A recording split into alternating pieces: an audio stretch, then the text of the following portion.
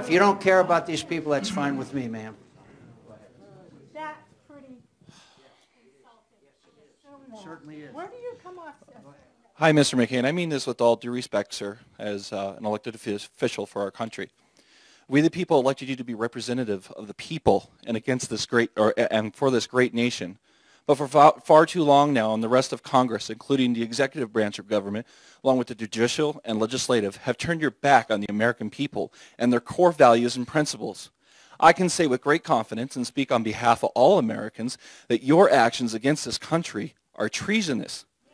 All of you, against the will of the American people, have aided and abetted the enemy.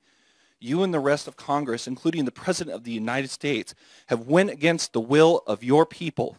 In Syria, regardless of your position and vote, whether it is a yes or no, is still a political smokescreen. I believe wholeheartedly you do not care about the will and well-being of America or its people.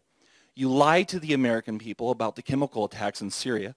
The American people know that it was our government that is most likely responsible. There is strong evidence, including video, that these attacks were carried out by Al-Qaeda.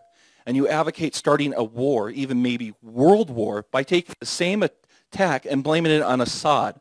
President Barack Hussein Obama has been supporting terrorism. The United States has been funding and aiding organizations, including the Muslim Brotherhood and Al-Qaeda, for many years now. The same enemy we're supposed to be defeating on the battlefield. At least one country in this world stood up against this government terrorism that you guys support in Egypt, the people of Egypt throughout Mohammed Morsi, which Obama supported as well, as countless Christians have lost their lives under evil people such as this. You swore an oath to protect us and protect from all enemies, both foreign and domestic. The simple irony is the domestic enemy now in this country is the people and government of the United States. And McCain and you and the rest of our leaders are accountable for their actions. It's too bad someone like me is not in office to hold you accountable, because if I was in a position of power or authority, I would have you all arrested and tried for treason against my country under the grounds of 18 U.S.C. 2381 treason U.S. Code.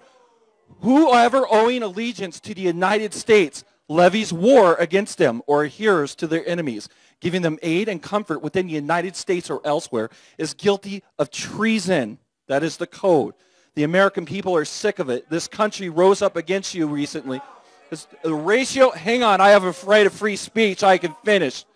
The American people opposed the going to war with Syria, which includes many Marines and other veterans by the thousands, was 499 to 1. That is 99% of the people of this country.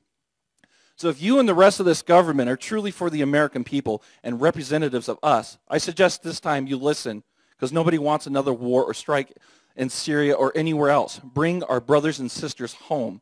I am truly disgusted that you people are my leaders.